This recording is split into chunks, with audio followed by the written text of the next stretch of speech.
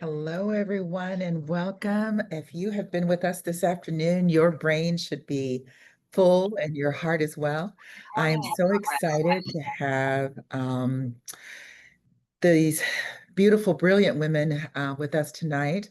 Without further ado, I'd like to introduce Rosalee Henry, as well as Dr. Janet Williams. I know we had their bios on the screen for a brief moment, but I always say that we don't quite cover everything in our bios, right? And so I'd love to have Rosalee and Dr. J share about themselves briefly, and then we'll get this evening started. Dr. J, would you like to do a quick intro? Hi, everyone. My name is Dr. Janet Williams, and most people call me Dr. J.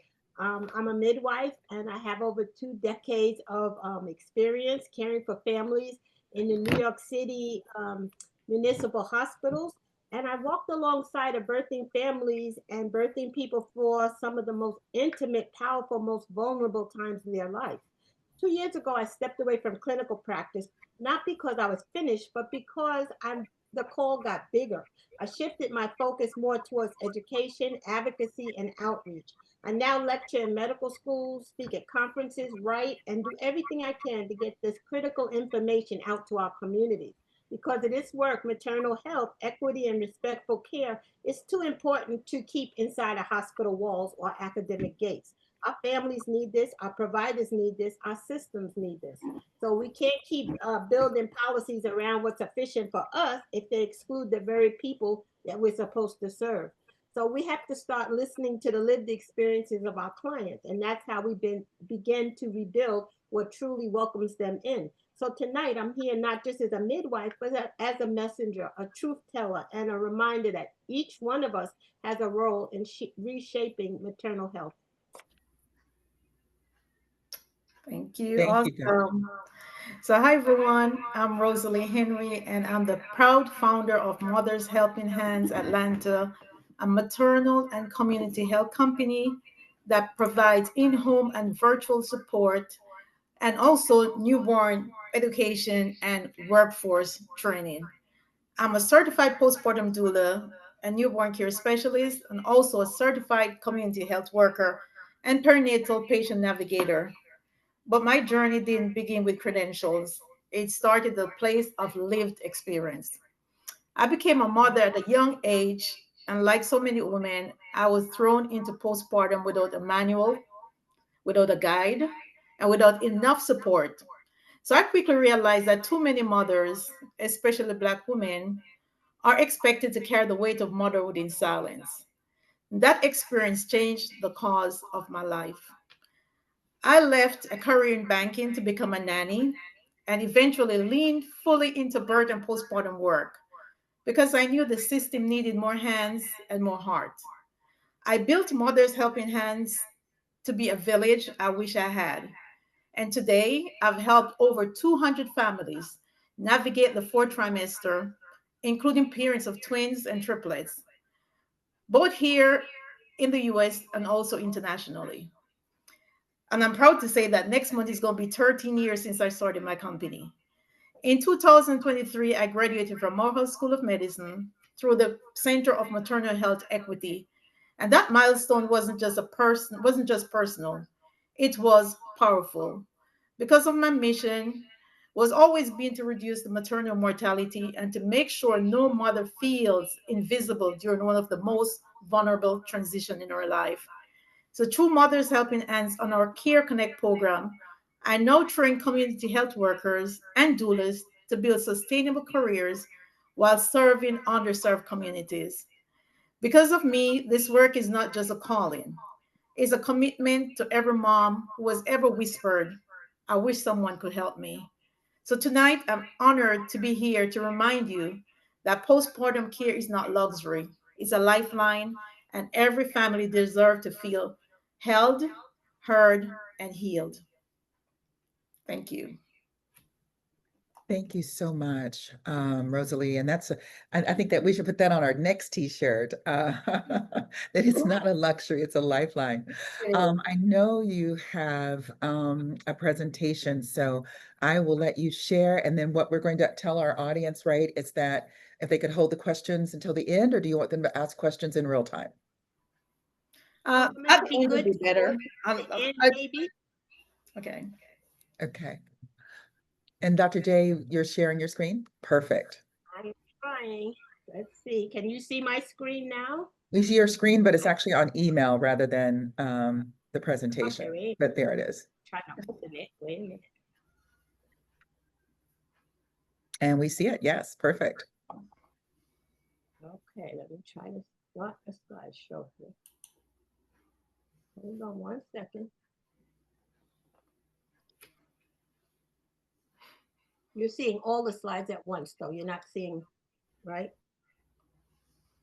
We're seeing your slide. We're seeing the slide that's Correct. supposed It's to be. not in presentation mode. But if you go down to the Right. bottom of your screen, you see the little icons. You can click presentation mode there. Okay, wait a minute. See where you to the Right little here. right of where you're Start slideshow. Okay, there we I think go. that's Perfect. yes. Okay, excellent, excellent. All right. So, oop, I keep losing you though. Wait a minute, hold on. Can you see the slide still? No, you've gone back to your email. Okay, wait a minute. I don't know what just happened. Keeps jumping from. I'm sorry. Okay. And now we see Okay. the full slide. Now we see. Okay, excellent. So the name of this program is Held, Heard, and Healed, Protecting Mental Health Beyond the Bump, creating a circle of support for pregnancy and postpartum. Marie, if you have anything you want to say before we get started, this is your time. No, Dr. J, the floor is yours. Thank you. Okay, thank you.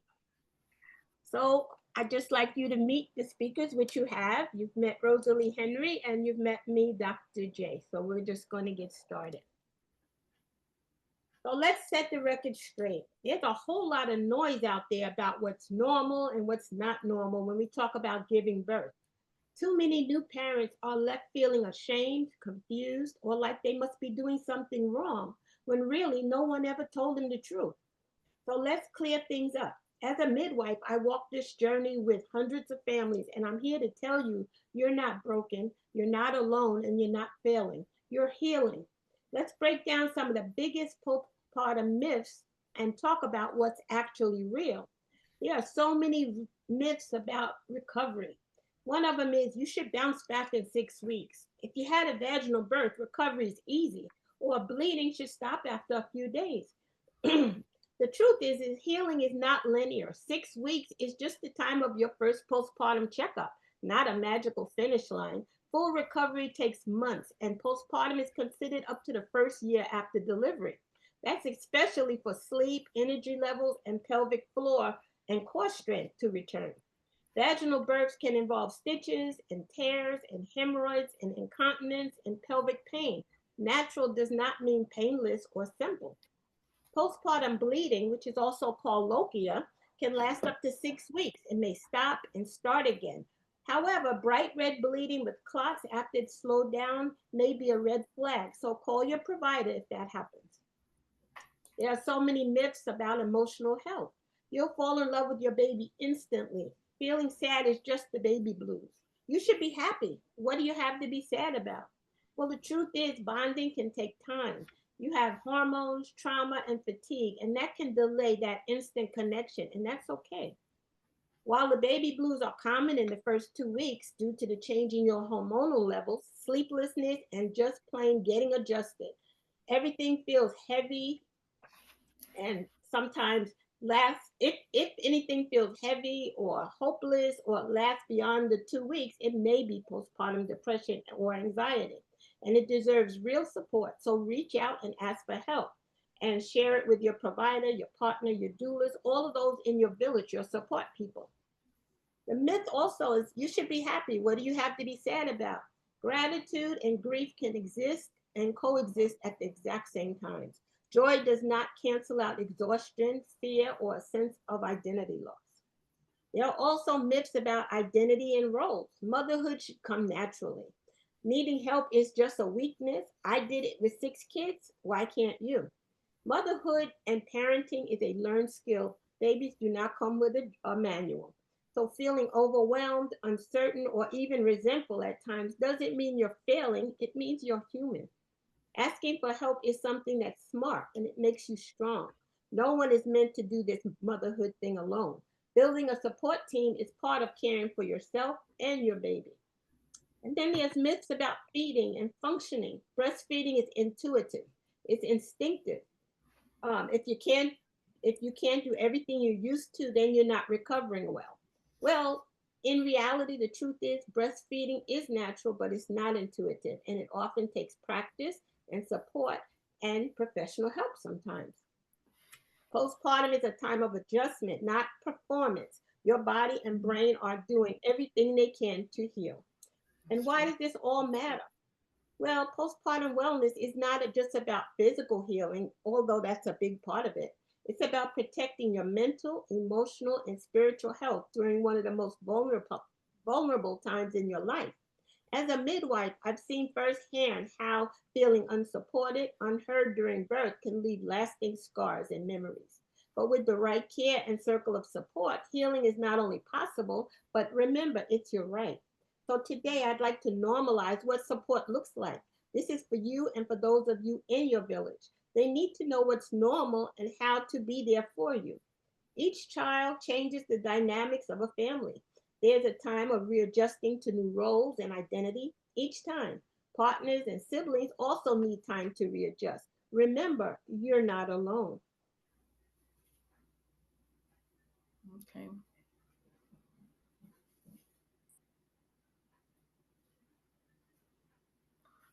All right. Rosalie? So let's talk about the circle of support because every mother deserves one. But too many times we're trying to figure it out alone. A circle of support is more than just who visits after the baby is born. It's about intentionally building a team that supports not just the baby's health, but the mother's healing, her identity, and also her mental well being.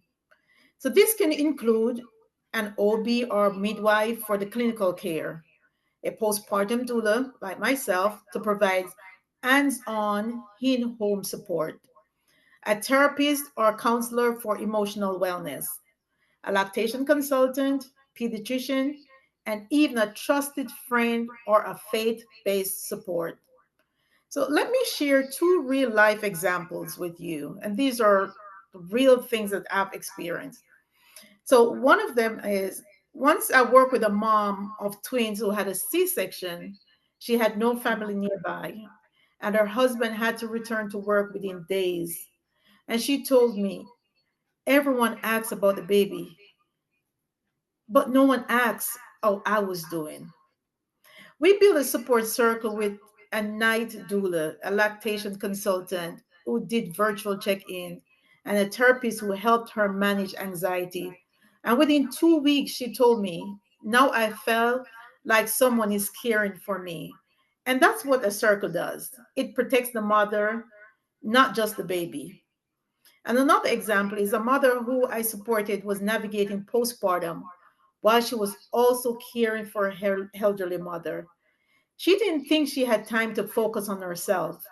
And until we sat down and mapped out a care plan that included a part time doula, a meal prep assistant, and someone who could help her, from her church, that was when she was able to get her foot in. And her story is a reminder that support doesn't always come in a clinical form. It can be a neighbor who holds a baby while you shower, or a friend who texts just to check on you. How is your heart doing today? How are you feeling today? So I ask each of you tonight, whether you're a provider or a parent, who is in your circle?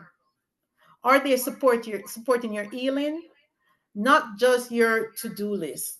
How are they supporting you?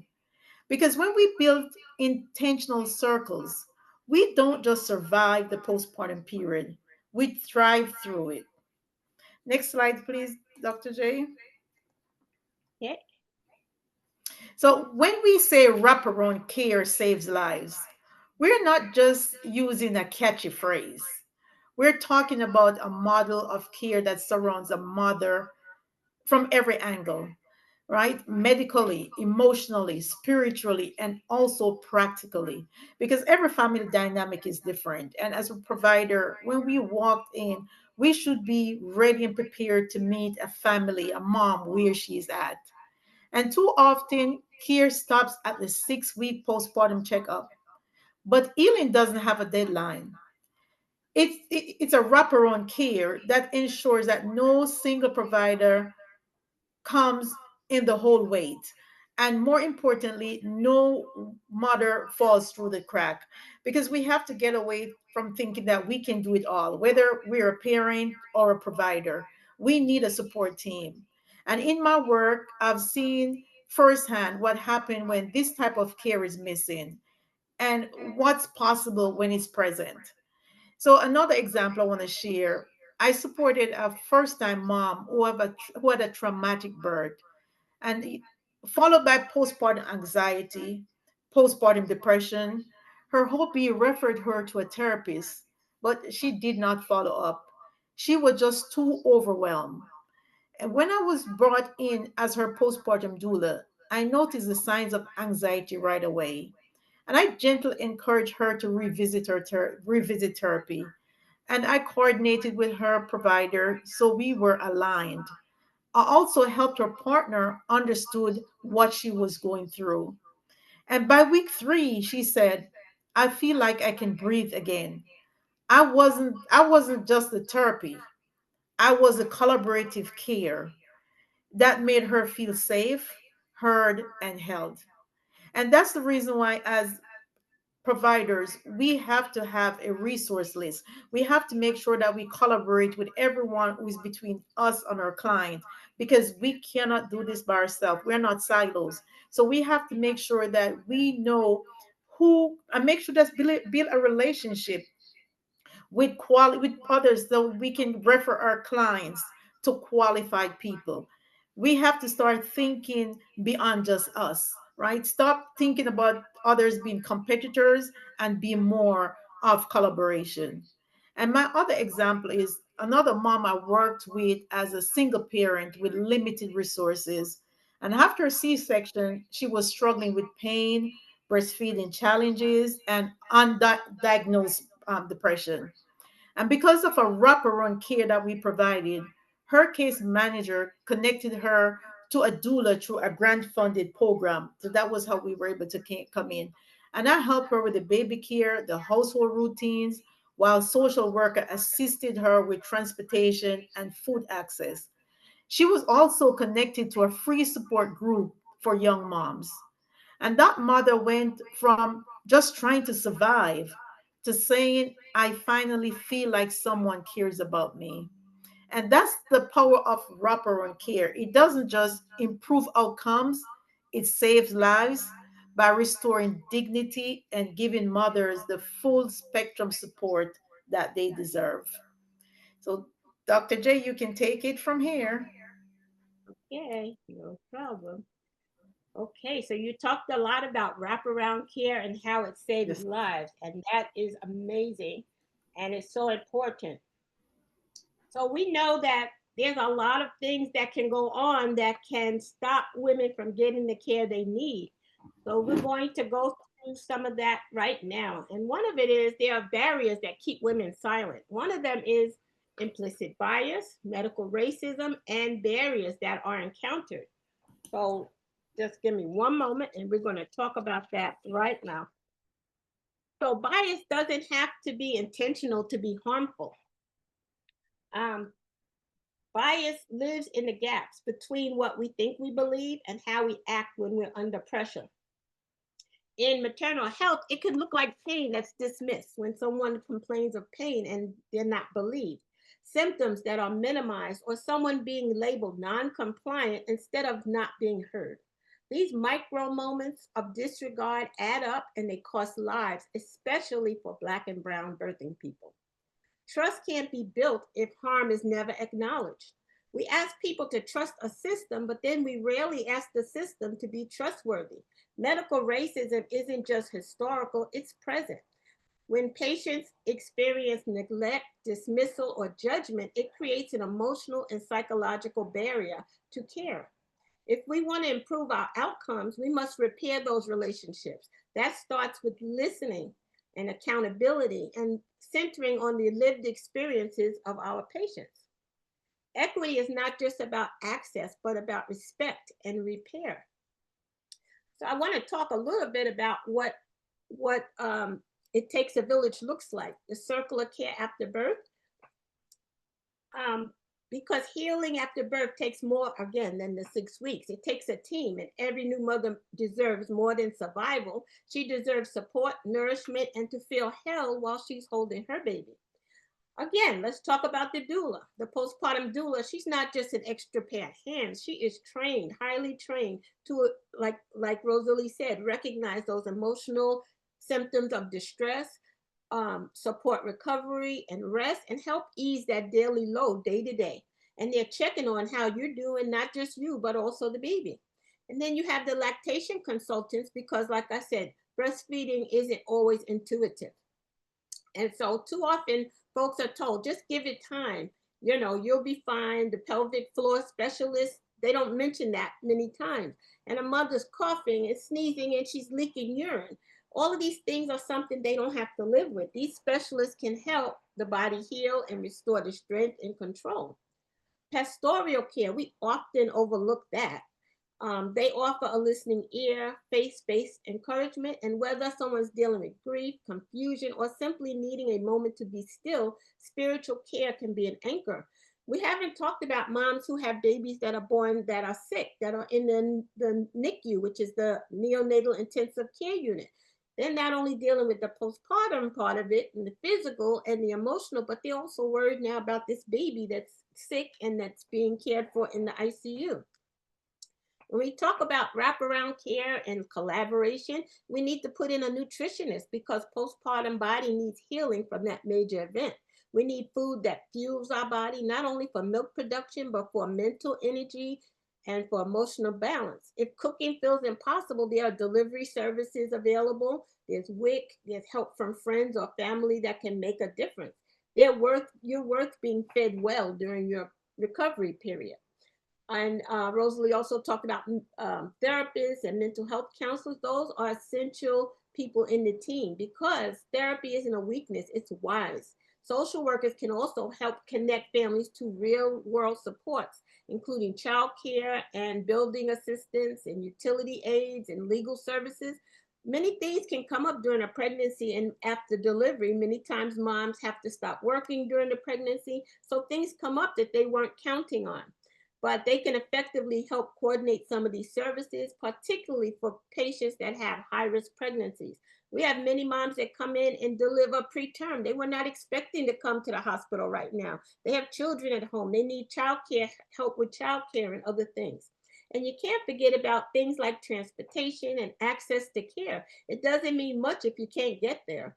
Local Medicaid programs are available, hospital social services, and even community rideshare networks may be available depending on where you live. And WIC and SNAP and diaper banks, all of those things can help ease financial burdens. The truth is, postpartum care is not just clinical, it's communal. Each one of these professionals brings something different to the table, but together they help restore wholeness. And when they collaborate and when we share notes and align goals and send to the mother's voice, that's when true healing really begins and happens. So my message today is really simple. Plan the support before the baby comes. Build your circle early and ask questions. Who will check on me? Who will I call if I'm not okay? Who knows which resources are available in their zip code? We don't have to wait for a crisis to start care. We start care so we can prevent the crisis because you matter and because your healing matters. So, oops, sorry, I keep hitting this thing. Can you still see this? Okay. Okay. So I want to tell you a little story, one that I've seen too many times. This was a first time mom. She was 2 weeks postpartum, healing from a vaginal birth, still sore, still bleeding. Her baby cried every time she put her down, but she was doing her best. She packed her diaper bag and buckled her baby into the stroller and headed to the train for her first postpartum checkup. Now, this isn't a subway with elevators. This is an elevated train, steps, lots of them. And she's trying to haul herself, her baby, her stroller, and her aching body up those steps because she doesn't have a car and can't afford a ride share and was not offered any kind of transportation. She gets to the office out of breath about an hour and 15 minutes late, and they turn her away. No appointment, you have to reschedule. Not, how are you? Not, can we fit you in? Not, let me get you some water. This is how structural racism shows up. It doesn't always look like slurs or denial of care. Sometimes it looks like rigid rules that don't make room for the realities of a mother's life. It looks like a system that's not built for her. Let's be honest, implicit bias plays a role too. Because if she was well dressed, middle class, pushing a bugaboo stroller into a private office, would they have made a different choice? Would they have assumed she was struggling or maybe just stuck in traffic? See, this is what happens when our systems aren't trauma informed or equity centered.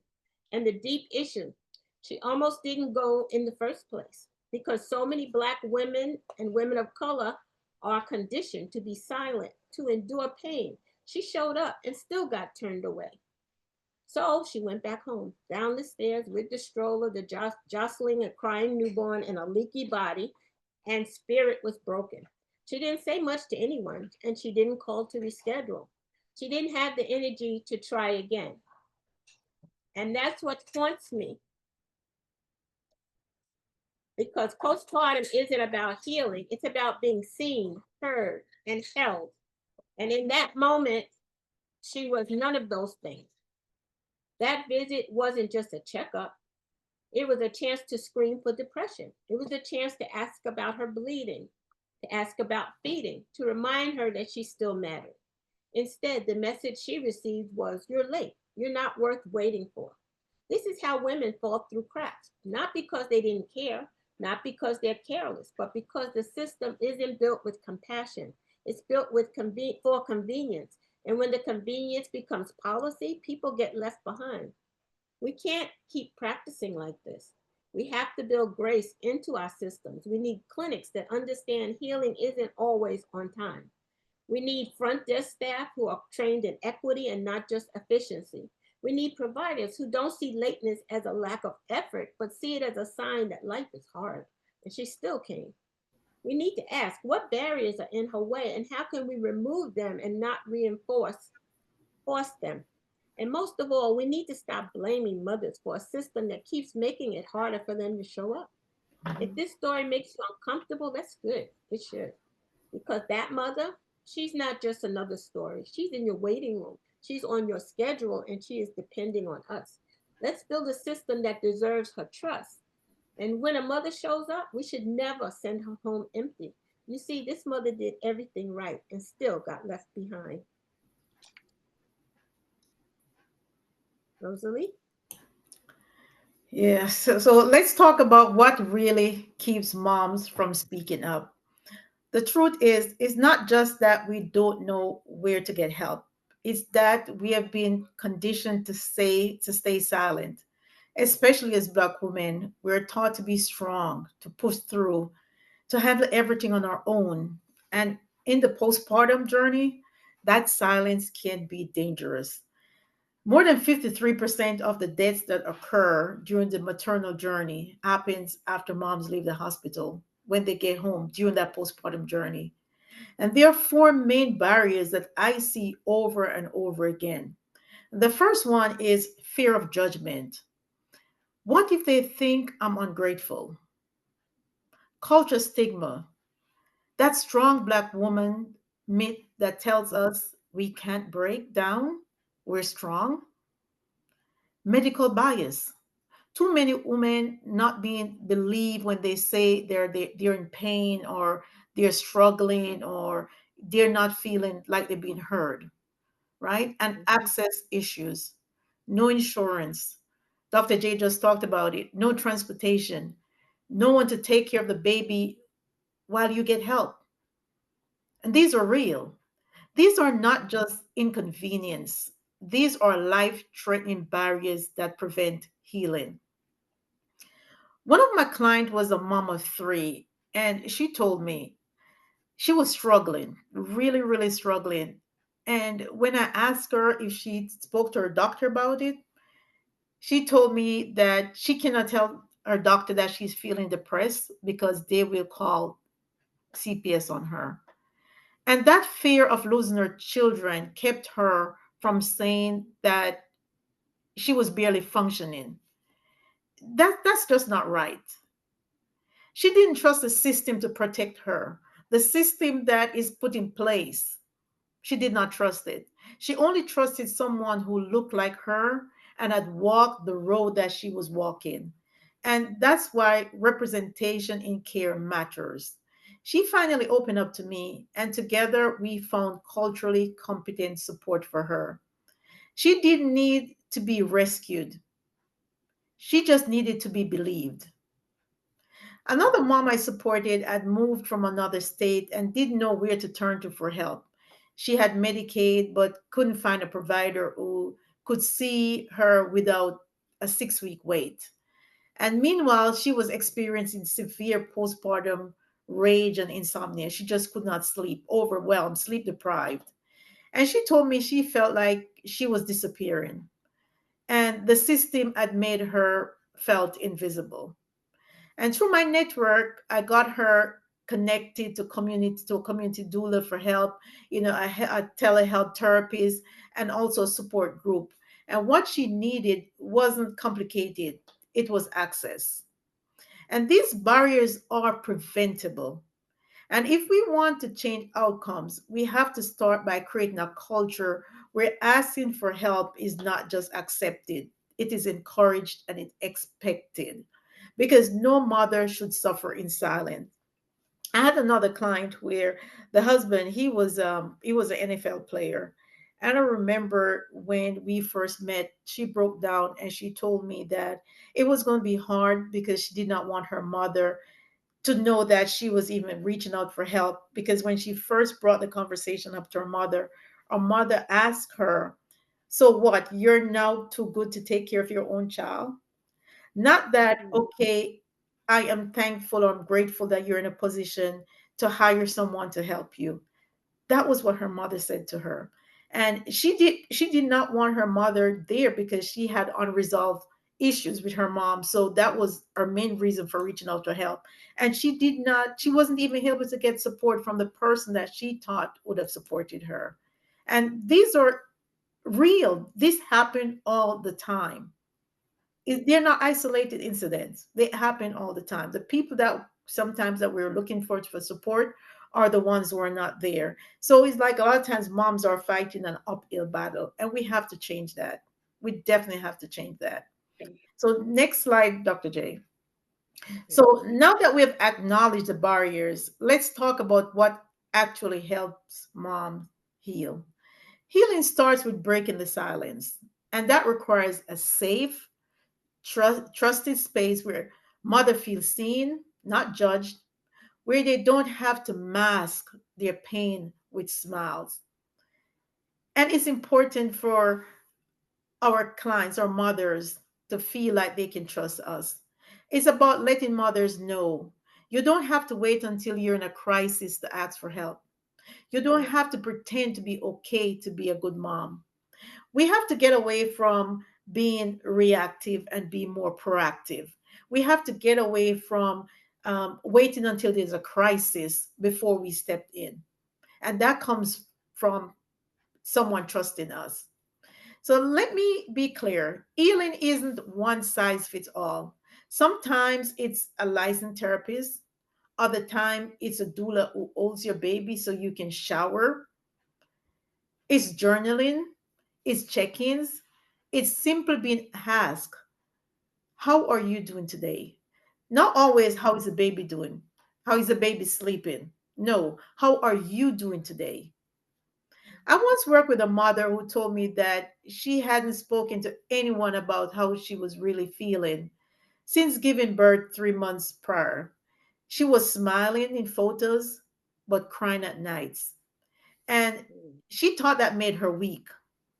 So during one of her visits, I sat down and I said to her, you don't have to be strong today. You just have to be honest.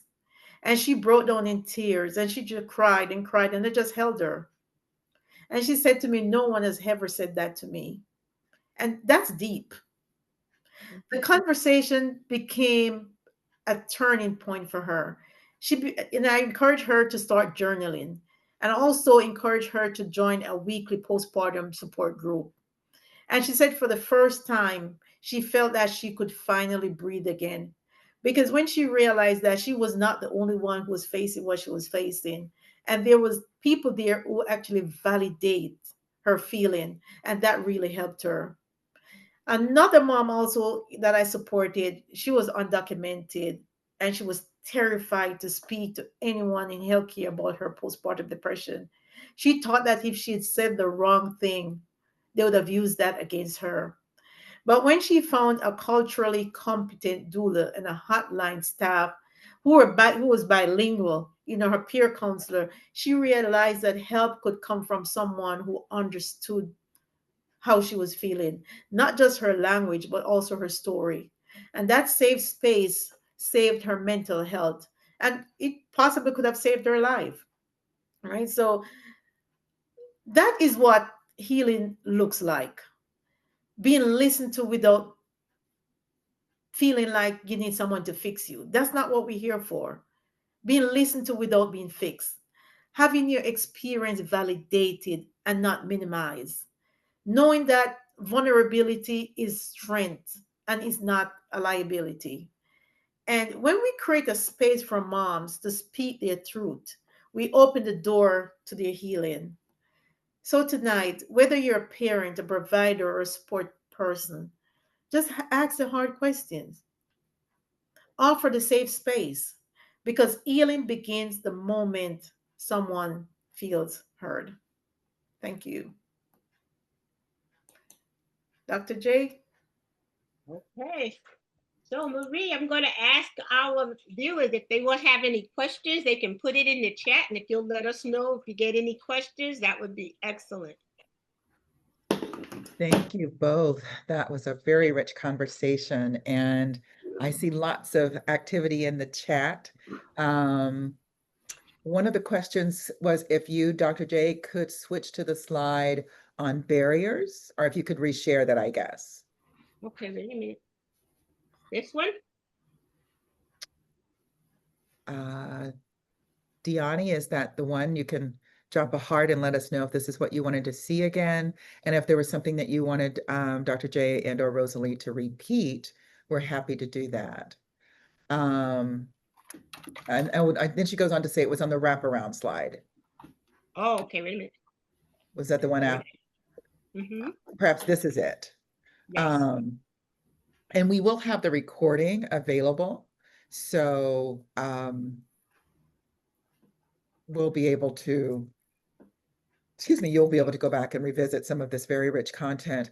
One of the questions that came to mind for me as the two of you were talking about the importance of sort of communicating one's needs is, what do we do? Like, I know you gave a couple of examples or scenarios in which mom's family or perhaps her partner are not being as supportive. Can we talk through, or would you talk through perhaps a script or some language that mom could use to highlight to her family that she is needing more support?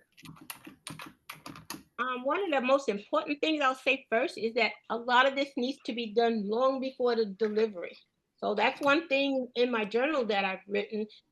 You're starting to prepare and ask for help way in the pregnancy, so that your partners, your family, you're being very specific, because what happens is people say, whatever you need, let me know. And then the time comes and you can't really think of anything right then. So you're like, okay, I'll let you know. And it just never comes to fruition.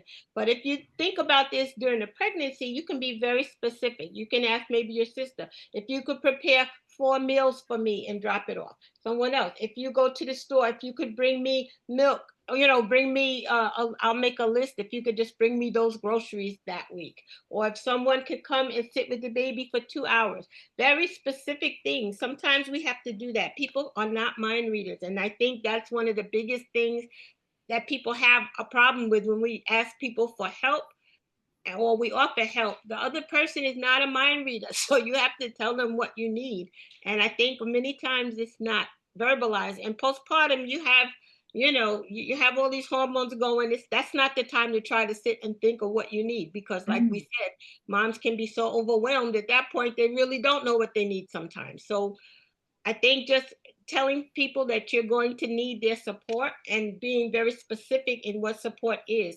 And like with the journaling, that's stuff you can write down like during the pregnancy when you're thinking about it.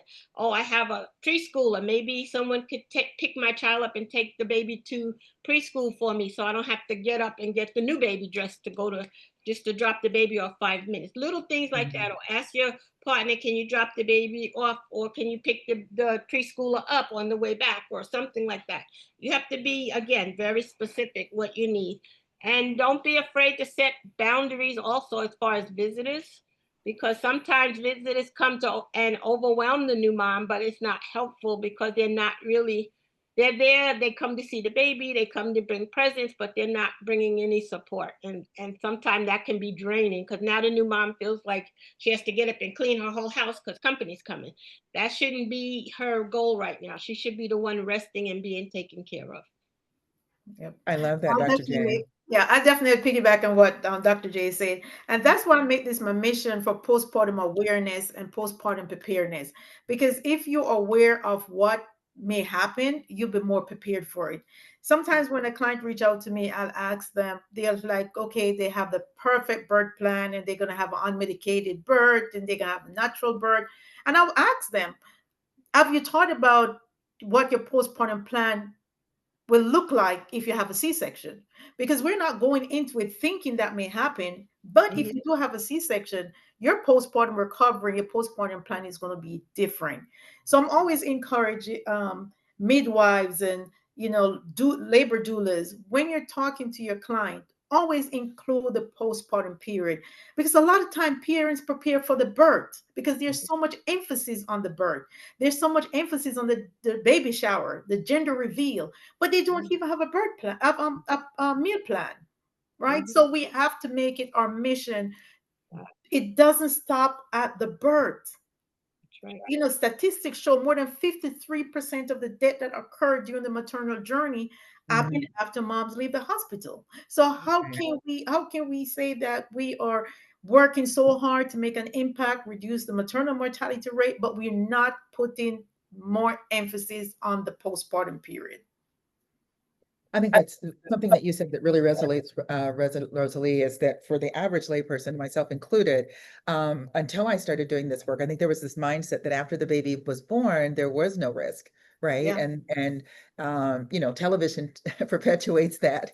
And Yes. I always say that if you are like me and you're an addict and watching Call the Midwife, there's all that drama up until the baby's born, and then Mhm. afterwards the music and Yeah. she looks great and the baby's like an angel and there's it's like happy ending, and in reality that's not always the case. One of the questions is, what are the best resources that a public health professional, i.e. community health worker, can recommend for a mom to receive postpartum services that were mentioned during your presentation? And I realize this is a national platform, so if you guys can think of from a national level, or um, I would say suggestions of where she could look in her region.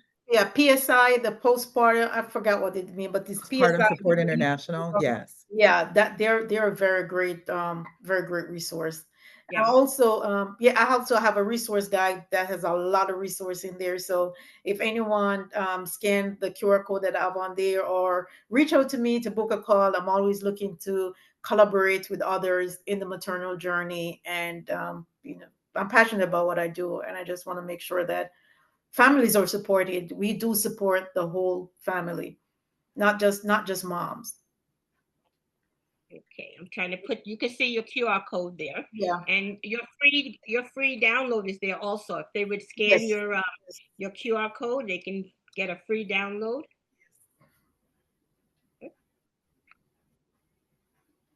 Um, let's see if there are other questions.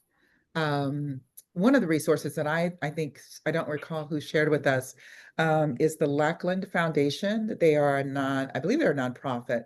But what they do is they provide support for mental health services. So if you don't have insurance that covers you seeing a therapist, or perhaps Mhm. finding a therapist that's culturally congruent is not someone that's in your insurance carrier list or what have you, you can apply for scholarships from the Lackland Foundation. Um, Mm. I think that's a big one. I think it would be fun, and I'm going to put this challenge out for Dr. J and Rosalie. If you could, unless it's already in your guide, Rosalie, that Mhm. list of things that moms should think about in terms of their postpartum plan Yes. around, I don't, when someone said meal plan, that probably would not have occurred to me to Mhm. ask Mhm. someone to do a meal plan. Mhm. And can we be creative? And I challenge anyone on the phone, if you want to help us with this, Yeah. because I'm one of those people, I don't necessarily want you to cook for me because you may use onion and I'm allergic, or you may Right. cook the way mama and Yeah. them do. And so, Mhm. Yeah. but are there other things that we So can many ask things. So friends many and things. family to do for us, like laundry or sending the laundry out? Or I know Picking up you talked cleaning. about the Mhm. case where you had the mom have like part-time doula and Mhm. the wraparound Right. services. So we could think about that. Yeah. One Yeah. thing that I think women should do when they spend money for these baby showers is ask for a doula fund. Let people donate towards a doula. That's a Yes. great gift, Mhm. Yes. okay? Yes. Rather than go and buy things that are not going to be utilized, a doula Mhm. is a wonderful gift. I know when I Mhm. had my son, someone gave me diaper service for the first 6 weeks. That was like awesome. That was like one of the best things in the world. And, Yep. I didn't keep it after the 6 weeks. I was okay, but that was a perfect gift that I didn't have to go out and wash diapers and or buy all of these diapers and that sort of thing. So Yeah. there's so many things that people can do, just little things that they're doing anyway. My neighbor has to go past my house to take her child to school. Maybe she could walk my other one to school the same way, Mhm. or pick up the cleaning. Once a week, somebody could just go pick up the cleaning from the laundry, the cleaners or something like that. So people should start to think about those things and just start writing a list during the pregnancy, like I said. Yeah. But Dr. J, I know you know, like we keep saying they should start doing it, but sometimes they don't know. So Well, that's I'll the Yeah. tell reason why you, we have I Yeah. to make Because journal. I don't know what to, I yeah, don't know what I don't I know, right? And I don't yeah, that's know. the reason why, you know, making it, you know, the effort to make it aware. Like these are the things that you should yes. be aware of, start thinking about. And then when we start putting their head, then they're like, okay, you know, yes, let's get this going. Okay.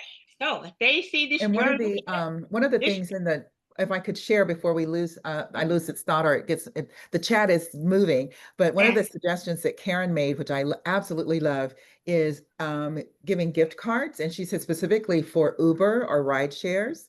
yeah. We're in a community where there are a lot of mamas who don't have cars, providing Yeah. a ride share because there is nothing like trying to get down to a subway, right?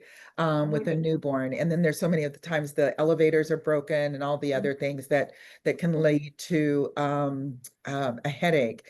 I know that Yeah. as a grandmother of twins who live in In New York. Harlem. And then they Yeah. also suggested gift cards for meals.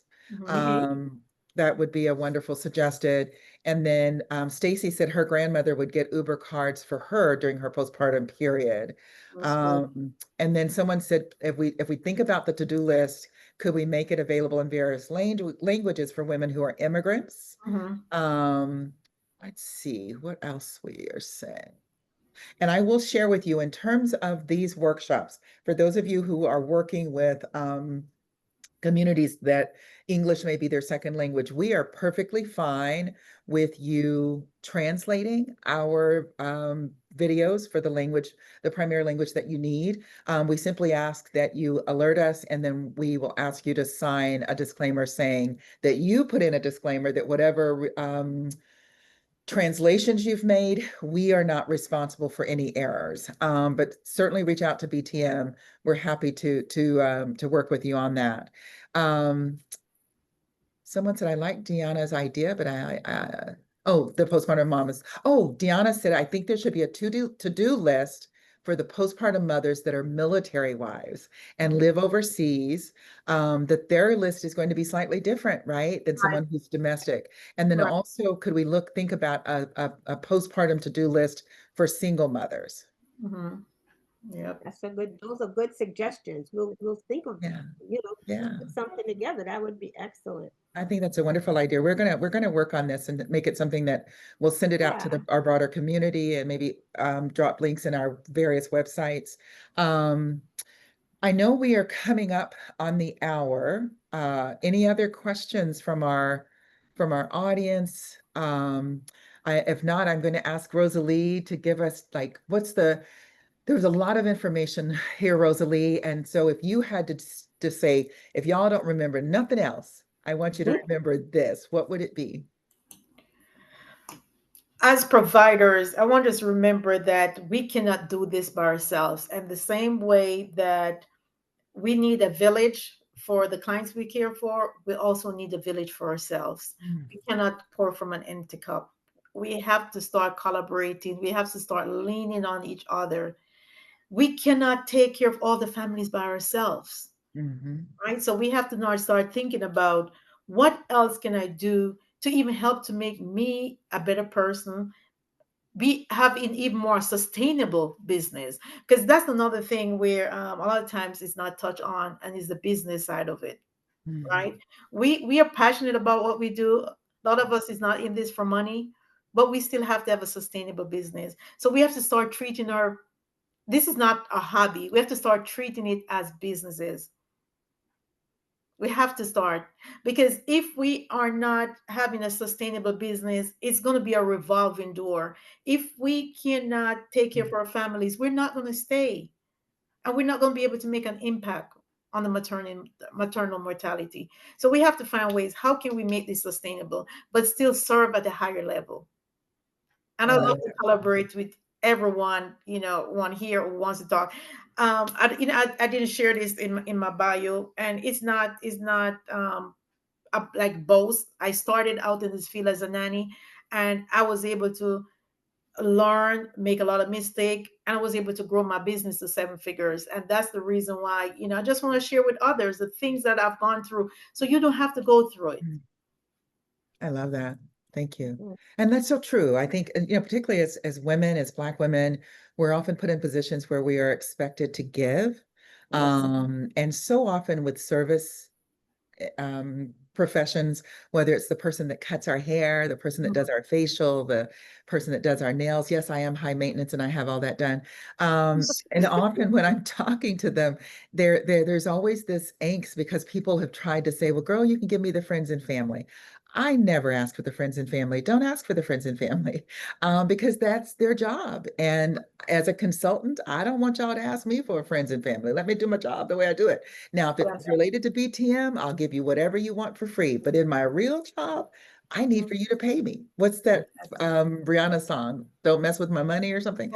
Um, but I think we have to be consistent around that. And I love, Dr. J, your point about, yes, doula services may seem expensive, but if you break down the hours that a doula spends with you, it's pennies on the dollar. It really is. It's so And worth it. even if mama has had 6 kids and auntie has had 6 kids, they are not trained doulas. Correct. And although I could probably play a doctor on television, I say television because I can't stand blood. I saw my daughter doula, postpartum doula, birth doula. Yeah. She had a navigator because when your emotions are involved, Right. your brain's not working, right? And so that's why physicians don't care for their own families. Correct. So the same should hold true for mama and them. Just because I gave birth to 6 kids, and I didn't, but if in the event I had, I wouldn't necessarily be thinking rationally if I'm looking at my baby girl go through labor, if I'm having to No, you're not. engage with the hospital about what needs to be done for her. So I don't think we can say enough the importance of having a support network, and trained support network, not just asking your girlfriend to come and hang out with you. I've got the QR code up again for Rosalee's resource guide. I'm going to stop sharing so Dr. J can drop I'm thinking it's her there. slide. I think it's still there, right? Yes, it's I think it's still showing there. on the screen, and her website. We will send you this recording. And quick question. Oh, I'm sorry. Do you find that your clients are affiliated with a specific demographic group that have postpartum issues? No. I guess that's a question for you, Rosalee. No, you find that clients are affiliated with no. I find that when they don't have the support, that's when they have the postpartum issues. It doesn't matter their demographic. I mean, I've worked with clients where I mean, yeah, I've been there, and they still have issues. And I've had clients where they could barely pay me and they didn't have issues. So it's just the support or the lack of support that caused the issues. Yeah. Not, I mean, Yeah. look at what Serena Williams went through. Right, Exactly. right. And I was going to answer in that context, Rosalie, because I was talking to actually a physician today, and we were talking about maternal mortality. And the data that I wanted to share with the audience is education is not protective. Income Not is at not all. protective. Income, So when we education, tend to none of say, well, it's because mama may not have resources, Mm-mm. that's not the case. And quite honestly, in many states, the higher the woman's education, the higher her socioeconomic bracket, the higher her risk of maternal mortality. So in the state of New York, which is where my daughter gave birth, and why I know this and why I prayed and fasted for the 37 weeks that she was pregnant, is that in the state of New York, a Black woman with an advanced degree has a 12 times higher rate of death Right. as a white woman with a high school diploma. That's So right. no, I don't know. I don't know if we're answering the question quite the way you were thinking, Diana, but Diana, but I that is certainly something that we got to get away from. Don't think grandma's out there. Don't think, well, my baby girl's got an advanced degree and I went to Dartmouth and all this other stuff and I can protect her because it's a village. It's going to take a village. So It is. last thing, thank you, Diana, for the song. I won't say the title of that song. I think some folk may know it, but I didn't realize that was how the song went. So for those who know, my father was a Pentecostal minister. Don't judge me. So the last thing was, Ashley said she had a birth doula, a postpartum doula, and they did a payment plan. I didn't Yes, know that this existed of course. during Yeah. her pregnancy, and it was the best experience, and she highly recommends it. Yeah. So I know It there's, goes back, yeah, and it goes back to the awareness. We have to make sure that we're pushing the information out there. And the baby shower, you don't have to spend $20,000 on the baby shower, then Right. you don't even have a meal plan. exactly, the No. baby's not even gonna know yet, right? How No, many, they're how not. many, They're how not. many outfits do you want? Right. Or do you need? How much of an expensive stroller you need, but you're struggling with all, yeah. Well, you can't use all those things if you're not here. Let's be You can't. perfectly blunt. Exactly. And you Exactly. can't enjoy those Marie, things if you've been yeah. traumatized. So, Marie, I would like Dr. to J? just ask them to take the QR code on this slide. This is a book. This is a reflection journal. This carries someone from the beginning of pregnancy all the way through the pregnancy. So a lot of the things we've talked about tonight are in here. It's going to explain to you your rights. It's going to tell you all the different people that can be part of your birth team. It has places to write things down, like making a plan for after delivery, talking to your partner, what support do you need from him. All of these things are in this journal. So I ask you to just, the link is at the bottom or the QR code at the top. And it's also on my website if you go to my website. And I just wanted to, my final thought was, if you just remember one thing from tonight, let it be that you're not alone. Every birthing person deserves to be held, heard, and healed. And don't wait until you're in crisis to ask for support. Name it, Yes. plan it, and claim it, because postpartum wellness isn't a luxury, it's your right. Mm. Thank you, Dr. J. Thank you to our audience. Thank you to all of you that have so been active in the chat. This makes the evening go by so fast. Join us tomorrow. We continue our series. Our first workshop tomorrow is and while I'm pulling up the schedule, I want to just piggyback something. One, we will send these links out to you, and as well as the recording, the link for Dr. J's book, the link for Rosalee's website, her resources, as well as Rosalee's contact information. Because if you're a doula, someone saying that they built their business to a seven-figure entity resonates with me, and I'd love to know, and especially if she's willing to share. Yes. But tomorrow, starting at 3 Eastern, we have Weaving Wellness, Mental Health, and the Power of Your Village. With Dwana Cuthbert. Dwana is a beautiful, wonderful mental health expert who's going to talk about part two of what Dr. J and Rosalee started, which is, how do you get your village to understand how they can be intimately involved in your support, both during your pregnancy and postpartum. And then at 7 p.m. Eastern tomorrow, we have Delivering Joy, Real Talk on Protecting Your Mind and Body with Dr. Joy Baker, who is a vivacious OB/GYN out of the Atlanta Metro. And she's going to talk about postpartum depression and what some of the resources that are available from a pharmacological standpoint. And then on the 23rd at 8, we're going to have It's Hard to Breathe, How Your Environment Affects Your Mental Health. And this particular workshop is actually hosted by one of our partners, Navigate Maternity. If you have not signed up for this one, I really encourage you to do so. Their speaker is a brilliant MPH, and she's going to talk about how sometimes we forget that the stress that we feel is not out of our doing.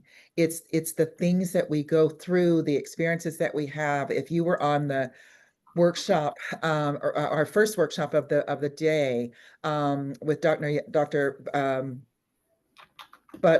Chambers Butler, where she talked about even the little things where the receptionist may be rude to you, or if they don't want to see you because you're more than 15 minutes late. Those microaggressions, those experiences lead to the stress that you may be feeling. So I love that we're going to have these conversations. And so Dr. Jock is who's doing our workshop on the 23rd at 7 Eastern, is a public health expert. She's also a certified postpartum doula. She's a fierce advocate for equity. So I invite you to join her as well.